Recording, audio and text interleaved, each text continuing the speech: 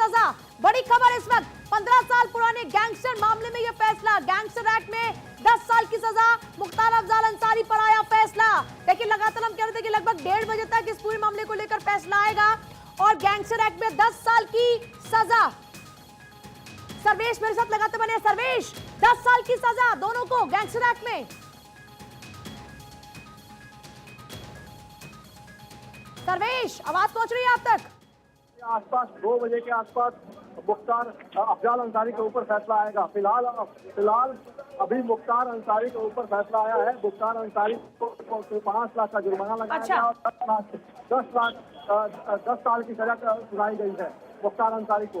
5 लाख का जुर्माना भी बड़ी बात है। 10 साल की सजा और 5 लाख का जुर्माना मुख्तार अंसारी को। जी बिल्कुल। और अफजाल अंसारी पे 2 बजे का टाइम बताया जा रहा है कि 2 बजे के करीब अफजाल अंसारी को सजा सुनाई जाएगी। तो फिलहाल एक तरह से कहा जाए तो अंसारी बंधुओं की मुश्किलें बढ़ती नजर आ रही है और सीधे तौर पे अब अफजाल अंसारी के भाग्य का फैसला होना बाकी है। और 2 बजे के आसपास न्यायाधीश दुर्गेश पांडे अपना फैसला अफजाल अंसारी के खिलाफ सुनाएंगे और ये तय हो पाएगा कि अफजाल अंसारी की सदस्यता रहेगी संसद की या फिर जाएगी। जाहिर सी बात है, जब गैंगस्टर एक्ट में ये अभी कयास है कि जब गैंगस्टर एक्ट में मुख्तार को 10 साल की सजा हुई है तो अफजाल को भी लगभग इतनी सजा हो सकती है। जी जी बिल्कुल बिल्कुल। देखिए अभी कुछ भी कहना जी बिल्कुल बिल्कुल। देखिए अभी कुछ भी कहना मुश्किल है, कुछ भी कहना जल्दीबाजी होगी। जब जैसे ही कोर्ट इस मामले में अपना फैसला सुनाएगा, क्या संभावना है कोर्ट में क्या कुछ जिरा रही सजा को लेकर जो जिरा हुई होगी उसमें क्या कुछ, क्योंकि सजा को लेकर भी जिरा होती है दोनों वकीलों के बीच में जज के सामने। बिल्कुल जी बिल्कुल। देखिए मुख्तार अंसारी के बारे में जो सरकार के वकील हैं नीरज श्रीवास्तव ने साफ तौर पे कहा कि वो क्योंकि देखिए यहाँ जो आ गए हैं उनसे बात करते हैं। जी जी बिल्कुल। क्या सजा? अधिवक्ता ने नो कमेंट, हम उनके अधिवक्ता नहीं है, उस पर हमारा कोई कमेंट नहीं है। मुख्तार अंसारी का फैसला आया है न्यायालय द्वारा और मैं इस पे कुछ कमेंट नहीं करूँगा। 10 वर्ष के बताया गया है कि 10 वर्ष का 10 साल की सजा और जुर्माना कितने साल का? हम उन लोगों के अधिवक्ता नहीं है। मैं दूसरे के बताया जा रहा है, लेकिन अफजाल अंसारी का सजा अभी कुछ नहीं हुआ। अभी अफजाल अंसारी पे कुछ नहीं हुआ है। अफजाल अंसारी पे 2 बजे के बाद फैसला आने की उम्मीद है। और साफ तौर पे यहाँ आपने देखा कि गाजीपुर कोर्ट के अधिवक्ता थे जो कि उस वक्त कोर्ट में मौजूद थे। इनका कहना है कि फिलहाल मुख्तार अंसारी के खिलाफ फैसला आया है। अफजाल अंसारी की किस्मत का फैसला 2 बजे के बाद होगा। 2 बजे के बाद अफजाल अंसारी के किस्मत का फैसला होगा। न्यायाधीश दुर्गेश पांडे 2 बजे के बाद बताएंगे कि अफजाल अंसारी का आखिर क्या होगा, संसद की सदस्यता रहेगी।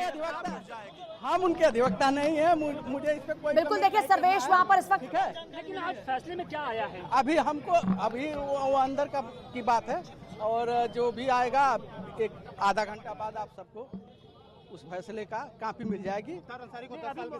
मुख्तार पे कुछ 10 साल की सजा बताया गया है कि 10 साल की सजा न्यायालय द्वारा दी गई है। 5 लाख रुपया जुर्माना भी है? हाँ, ऐसी समाचार। पंकज पांडे नाम है। ठीक है। देखिए अफजाल को लेकर तस्वीर अब से आधे घंटे बाद साफ हो जाएगी। लगभग 2 बजे माना जा रहा है कि अफजाल को लेकर भी फैसला आएगा। 2 बजे अफजाल अंसारी पर फैसला आएगा। लेकिन फिलहाल देखिए जो इंसाफ हम जिसका जिक्र कर रहे थे कि गुनाहों का हिसाब होता है और इंसाफ मिलता है, देर से सही लेकिन मिलता है। और अब मुख्तार अंसारी जिसकी तूती बोला करती थी वो मुख्तार अंसारी अब 10 साल की सजा पाने वाला दोषी बन चुका है। सर्वेश लगातार वहां पर मौजूद है। सर्वेश, अभी क्या कुछ और चल रहा है वहां पर, क्योंकि सजा का ऐलान हो चुका है, 10 साल की सजा, 5 लाख का जुर्माना। अभी और क्या कुछ एक्टिविटीज चल रही है वहां? देखिए काफी गहमा गहमी का माहौल आप देख सकते हैं किस तरीके से सुरक्षा व्यवस्था कड़ी कर दी गई है, क्योंकि ये माना जा रहा है कि अगर मुख्तार अंसारी खिलाफ न्यायालय ने फैसला दिया है और इतनी जो मैक्सिमम सजा होती है गैंगस्टर एक्ट में 10 साल की सजा वो सुनाया है मुख्तार अंसारी को। 5 लाख का जुर्माना भी लगाया गया है। तो निश्चित तौर पे अफजाल अंसारी के खिलाफ भी कुछ ऐसे ही सजा सुनाए जाने की उम्मीद लोगों को है और तमाम लोग यही इसी कयास में लगा रहे हैं, इसी उम्मीद में बैठे हुए हैं कि आखिर न्यायाधीश कब तक अपना फैसला सुनाते हैं और अफजाल अंसारी के भाग्य का फैसला आखिर क्या होता है। क्योंकि जो कृष्णानंद राय का परिवार है वो भी टकटकी लगाए बैठा हुआ था कोर्ट के इस फैसले पर, और कोर्ट ने जिस तरीके से मुख्तार अंसारी के खिलाफ फैसला सुनाया है उसको लेकर कहीं ना कहीं चाहे वो नंदकिशोर रुंगटा का परिवार हो या फिर कृष्णानंद राय का परिवार हो, सब में एक तरह से कहें तो उन लोगों को राहत मिली होगी कि आखिर जो माफिया डॉन है मुख्तार अंसारी, उसको न्यायालय ने एमपी एमएलए कोर्ट गाजीपुर ने फैसला सुनाया है और उस फैसले के तहत उसको मैक्सिमम जो सजा होती है 10 साल की वो सुनाया गया है। 5 लाख का जुर्माना भी लगाया गया है। अब फिर 2 बजे तक का इंतजार किया जा रहा है कि अफजाल अंसारी के मामले में फैसला आए और वो भी साफ का दूध और पानी का पानी हो कि आखिर अफजाल अंसारी की संसद की सदस्यता रहती है या फिर जाती है। अच्छा, क्या अभी तक पता लग पा रहा है सर्वेश, जिस दौरान में सजा का ऐलान हो रहा था मुख्तार के चेहरे पर किस तरीके का रिएक्शन था? क्योंकि जब अतीक की सजा के लिए कोर्ट में उसकी पेशी हो रही थी, जब वो कोर्ट में था उस दौरान में जानकारी मिल रही थी कि वो फूट फूट कर रोया। अभी मुख्तार को लेकर क्या तस्वीर सामने आ रही है? क्या वो भी फूट फूट कर रोया? क्या उसके माथे पर भी शिकन नजर आई? क्योंकि वीडियो कॉन्फ्रेंसिंग के जरिए वर्चुअली उसको पेश किया गया था जिस दौरान में ये फैसला सुनाया गया। जी, निश्चित तौर पे देखिए माथे पे शिकन थी और बेचैनी साफ देखी जा सकती थी मुख्तार अंसारी के चेहरे पर। और जहां तक अफजाल अंसारी की बात करें तो अफजाल अंसारी के वकील ने साफ तौर पे उनके सेहत का हवाला दिया है। कहा है कि अफजाल अंसारी की किडनी खराब है और उनके साथ ही उनको शुगर है और ऐसी परिस्थिति में उनके साथ थोड़ी सी राहत बरती जाए क्योंकि उनका कोई आपराधिक ऐसा रिकॉर्ड नहीं रहा है पुराना जिसके लेकर इस तरह की सजा सुनाई जाए। लेकिन कोर्ट ने फिलहाल ऐसी कोई भी राहत देने की बात अभी तक नहीं मानी है और ना ही कोई राहत इस मामले में मिलती हुई नजर आ रही है। लेकिन अब इंतजार सिर्फ 2 बजे तक का है कि आखिर न्यायाधीश दुर्गेश पांडे अपने अगले फैसले में जो कि अफजाल अंसारी के लिए आने वाला है उसमें उनका क्या रुख होता है और उन्होंने उसके लिए क्या तय करके रखा हुआ है, उसकी डेस्टिनी क्या होती है, ये अब वो सब आप अंदाज लगाइए, मैं अंदाजा नहीं लगा सकता। 2 बजे के बाद उसके बारे में 2 बजे के बाद बता पाऊंगा। आप ये कह रहे हैं कि 2 बजे के बाद अफजाल अंसारी पर आएगा जी, लेकिन तब कितने मौजूद है भोजन पक्ष के उसमें? ये सब आप जजमेंट का दिन है, जजमेंट के बाद ही कुछ बता पाएंगे। सुरक्षा का क्या इंतजाम है अंदर बताइए? सुरक्षा की व्यवस्था आप देख रहे हैं, किसी को अंदर जाने का। गवाह मुकर गए थे लोअर कोर्ट में सारे, यहाँ पर क्या हुआ? कैसे फैसला पक्ष में आ गया? वो बात देखिए अभी ज्यादा वकील कुछ कहते नजर नहीं आ रहे हैं और सबसे बड़ा सवाल है कि अगर निचली अदालत की बात करते हैं वहां पर कई गवाह वाकई मुकर गए थे, लेकिन अब बड़ा सवाल यह भी है कि अब फैसला कैसे यहां पर देखिए जो इंसाफ की गुहार लगा रहे थे उनके पक्ष में आया। क्योंकि इससे पहले बड़ी बात यह कि ऐसे बाहुबली माफियाओं से लोग डरा करते थे और कोर्ट के अंदर जो गुनाह अपने थे उसको लेकर ये कटघरे में होते थे और जो वहां पर गवाह बनकर आते थे वो गवाह मुकर जाया करते थे क्योंकि उनको इतना डरा दिया धमकाया जाता था, उनके परिवार को मारने की धमकियां उनको दी जाती थी और इस डर से जो गवाह थे वो मुकर जाया करते थे और ये गुनहगार बच जाते थे। लेकिन सर्वेश, अपने आप में ये वाकई ऐतिहासिक है। इनके जो जुर्म रहे हैं, जो इनके गुनाह रहे हैं, अब एक एक कर उनका हिसाब हो रहा है और अब इस मामले में 10 साल की सजा ये अपने आप में बड़ी बात है क्योंकि अधिकतम सजा सुनाई है कोर्ट ने। जी बिल्कुल, देखिए जिस तरीके से ये पूरा मामला चला है इसके पीछे कहीं ना कहीं वो 2 मुकदमे काफ़ी अहम है जिसके बारे में मैं लगातार आपको बता रहा हूं कि एक जो नंदकिशोर रुंगटा का मामला था जिसमें उनका अपहरण होता है 1996 में, उसके बाद उनकी डेड बॉडी मिलती है। उस मामले में मुख्तार अंसारी को दोषी आरोपी बनाया जाता है, उस मामले में सुनवाई चलती है लेकिन उसमें सबूतों के अभाव में मुख्तार अंसारी बरी हो जाता है। उसके बाद कृष्णानंद राय की हत्या होती है, उनके साथ 7 लोगों की हत्या होती है। उस मामले में भी मुख्तार अंसारी और अफजाल अंसारी दोनों आरोपी बनाए जाते हैं लेकिन वो दोनों ही उस मामले में सबूतों के अभाव में बरी हो जाते हैं। लेकिन इन दोनों मामलों को आधार बनाकर गैंगस्टर एक्ट के तहत एक मुकदमा दर्ज किया जाता है और जिसमें तकरीबन 16 साल तक की सुनवाई होती है और उसके बाद तकरीबन 17 गवाह उसमें अपनी गवाही दर्ज कराते हैं और उसके बाद जाकर 1 अप्रैल को इस पूरे मामले में सुनवाई पूरी होती है और 29 दिनों के बाद आज फैसले का दिन मुकर्रर किया गया जिसमें आज कहीं ना कहीं जाकर मुख्तार अंसारी के खिलाफ जो फैसला आया है वो काफ़ी अहम है। अब बारी अफजाल अंसारी की है और देखने वाली बात ये होगी कि अब कोर्ट अपना क्या रुख कोर्ट का रहता है, कोर्ट के फैसले में क्या होता है अफजाल अंसारी का। आप बने रहिए, आपके पास वापस लौटेंगे। देखिए यूपी के माफिया डॉन मुख्तार अंसारी, उनके भाई अफजाल अंसारी की मुश्किलें बढ़ गई हैं। अफजाल पर फैसला आना बाकी है, लेकिन मुख्तार के लिए सजा का ऐलान हो चुका है। 10 साल की सजा और 5 लाख रुपए का जुर्माना। गाजीपुर की एमपी एमएलए कोर्ट ने बहुचर्चित कृष्णानंद राय हत्याकांड व्यापारी नंदकिशोर रुंगटा अपहरण मामले में, गैंगस्टर मामले में मुख्तार और अफजाल के खिलाफ में आज जो फैसला सुनाने का फैसला लिया था, उसमें मुख्तार के लिए तस्वीर साफ हो चुकी है। 10 साल की सजा, 5 लाख का जुर्माना। अब से कुछ ही मिनटों बाद अफजाल को लेकर भी आएगा फैसला। इससे पहले 15 अप्रैल को फैसला आना था, लेकिन बाद में तारीख बढ़ाकर 29 अप्रैल कर दी गई। गाजीपुर के मोहम्मदाबाद थाना क्षेत्र के बसनिया चट्टी में नवंबर 2005 की वो तारीख थी जब तत्कालीन बीजेपी विधायक कृष्णानंद राय समेत 7 लोगों की हत्या कर दी गई थी और बेरहमी से हत्या कर दी गई थी। 60 से ज्यादा गोलियां कृष्णानंद राय के शरीर से निकाली गई थी। इस मामले में 2007 में गैंगस्टर एक्ट के तहत अफजाल अंसारी, उनके भाई माफिया डॉन मुख्तार अंसारी और बहनोई एजाजुल हक पर गैंगस्टर एक्ट के तहत मुकदमा दर्ज हुआ था। हालांकि एजाजुल हक का देहांत हो चुका है और उसके बाद इन दोनों पर तलवार लटकी हुई थी। मुख्तार अंसारी दोषी करार हो चुका है और मुख्तार को 10 साल की सजा, 5 लाख का जुर्माना। अफजाल को लेकर अब से कुछ ही देर बाद तस्वीर साफ हो जाएगी। मामले में 2012 में गाजीपुर की एमपी एमएलए कोर्ट में ट्रायल शुरू हुआ। 1 अप्रैल को इस मामले में अंतिम बहस पूरी हुई थी। इसके बाद जज ने फैसले के लिए तारीख मुकर्रर की थी 15 अप्रैल, लेकिन बाद में उसको बढ़ाकर कर दिया 29 अप्रैल। गैंग चार्ज में अफजाल अंसारी पर कृष्णानंद राय की हत्याकांड का आरोप है, जबकि मुख्तार अंसारी के खिलाफ इसके अलावा एक अन्य मामला रुंगटा अपहरण और हत्याकांड का है। देखिए, मुख्तार अंसारी को लेकर सजा का ऐलान हो चुका है, तस्वीर साफ हो चुकी है। 10 साल की सजा। इसका बेटा भी सलाखों के पीछे है। बहू निखा चित्रकूट जेल में बंद है, तो इनकी पूरी फैमिली सलाखों के पीछे चल रही है। देखिए, मुख्तार अंसारी की पत्नी फरार है, जिसकी लगातार तलाश जारी है। बेटा सलाखों के पीछे और भाई देखिए अफजाल अंसारी, उसका आगे क्या होगा आपसे कुछ देर बाद तस्वीर साफ हो जाएगी। बेटा अब्बास कासगंज जेल में बंद है, बहू चित्रकूट जेल में बंद है, बहू निखत चित्रकूट जेल में बंद है, पत्नी फरार है मुख्तार की। भाई अफजाल अंसारी को लेकर तस्वीर अब से कुछ देर बाद साफ हो जाएगी। तो मुख्तार एंड मुख्तार फैमिली इस वक्त लगातार सलाखों के पीछे वक्त काट रही है और जो फरार है उनकी तलाश लगातार जारी है। 2 बजे के बाद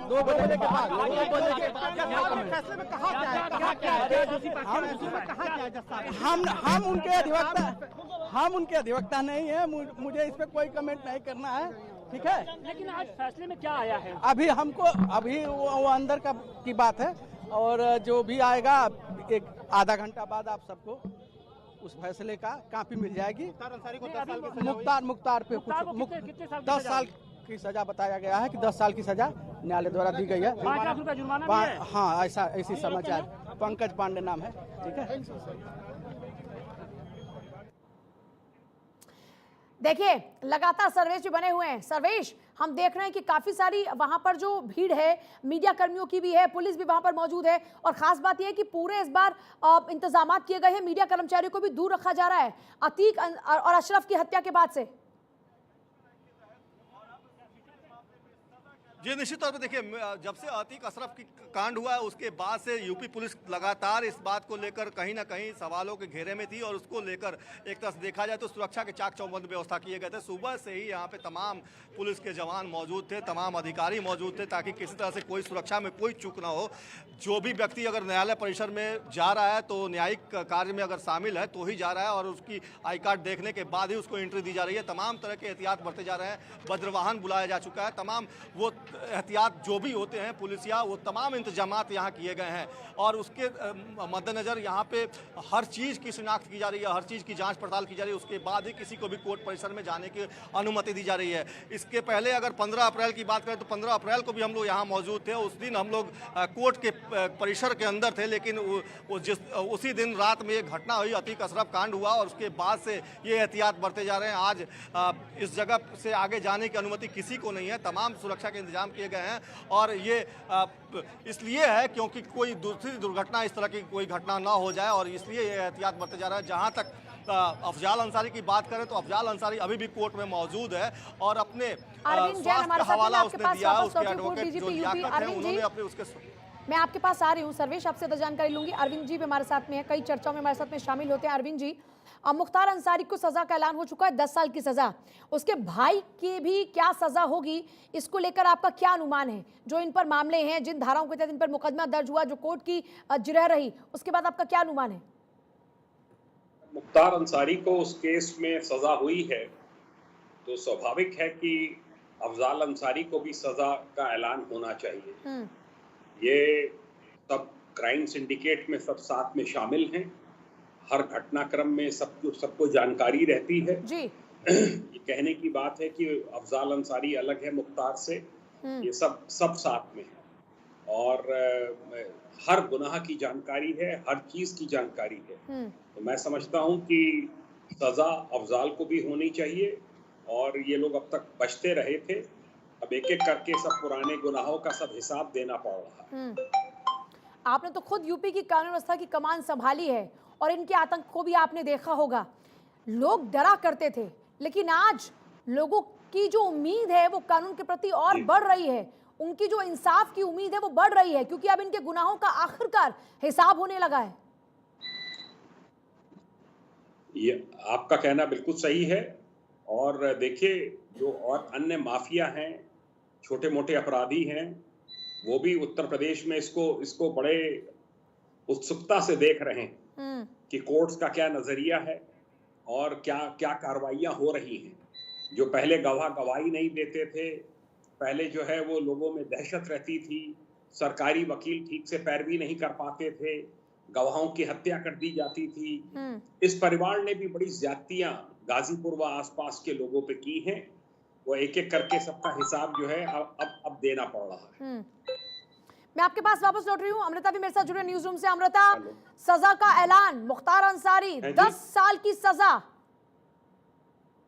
देखिए पूजा, लगातार ये खबर अपने दर्शकों को बता रहे हैं और बड़ी खबर इस वक्त ये है क्योंकि जहां मुख्तार अंसारी का ये अंजाम हुआ है, 10 साल की सजा हुई है, वहीं आप ये देखिए पूजा, कब से वो जेल में ही है और इन तमाम जो किया गया है कर्मकांड, जिस तरीके से उसने जुर्म को अंजाम दिया है, उसका अंजाम यही होना था। और अब बारी अफजाल की है। अफजाल अंसारी पर अगर सजा का ऐलान इसी तरीके से होता है पूजा, तो देखिए संसदीय भी जाती रहेगी और संसदीय कनेक्शन भी जाता रहेगा। वही हर्ष होगा जो गुनाहगारों का होना चाहिए। और कृष्णानंद राय हत्याकांड की अगर बात करें तो कृष्णानंद राय उस वक्त के बीजेपी विधायक थे जिनको गोलियों से छन्नी कर दिया गया था चारों ओर से घेरकर, और उनके समेत 7 लोगों की हत्या की गई थी। इस पूरे मामले में 2005 का ये पूरा मामला, 2007 में फिर इस पूरे मामले पर जो है वो केस दर्ज होता है, 2012 से ट्रायल शुरू होता है। आप पूजा इसमें दबदबा समझिए कि कितना इन गुनाहगारों का, इन माफियाओं का ये दबदबा रहता है कि पहले केस दर्ज नहीं होता, केस दर्ज होता है तो कार्रवाई नहीं होती, ट्रायल्स शुरू नहीं होते। कितनी देर बाद ट्रायल शुरू हुए हैं और अब आप जाके देखिए 16 साल बाद इस पूरे मामले में सजा का ऐलान हुआ है,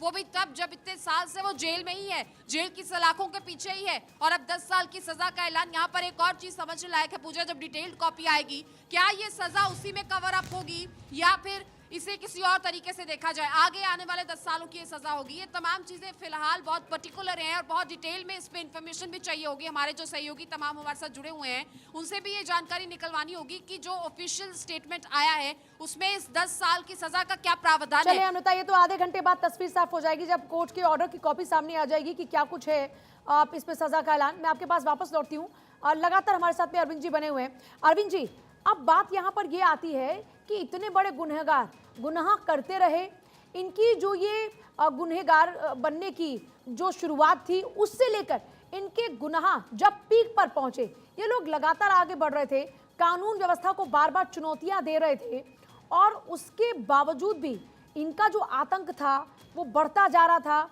और जो व्यवस्था थी वो चरमरा रही थी। इसके पीछे की वजह आप क्या मानते हैं? इसकी वजह थी राजनीतिक संरक्षण। रोपड़ जेल में इसीलिए रखा गया था क्योंकि राजनीतिक संरक्षण मिला हुआ था और वो वहां से यहाँ नहीं आने दे रहे थे। इसको मालूम था कि यहाँ आएगा, गवाहियां पूरी होंगी, कोर्ट में तलब किया जाएगा और सजायाबी शुरू हो जाएंगी। 2-3 केस में सजा हो चुकी है, आप देख रहे हैं, और अभी तो बहुत से केसेस हैं जो लाइंड अप हैं। जो इनके पुराने गुनाह हैं उनका एक एक करके इनको हिसाब देना होगा। ये बहुत ही कुख्यात गैंगस्टर थे। गाजीपुर के आसपास, पूरे वाराणसी आसपास के सब क्षेत्रों में पूरा आतंक था। रेलवे का कोई ठेका ऐसा नहीं था जिसमें कि पत्ती ना हो, कोई भी ठेका नहीं ले सकता था। कोई भी ठेका लेगा इनको कमीशन देगा, नहीं देगा तो उसकी सरेशाम हत्या करा देते थे। सख्त से सख्त कार्रवाई अपेक्षित है और अब एक एक करके हो रही है।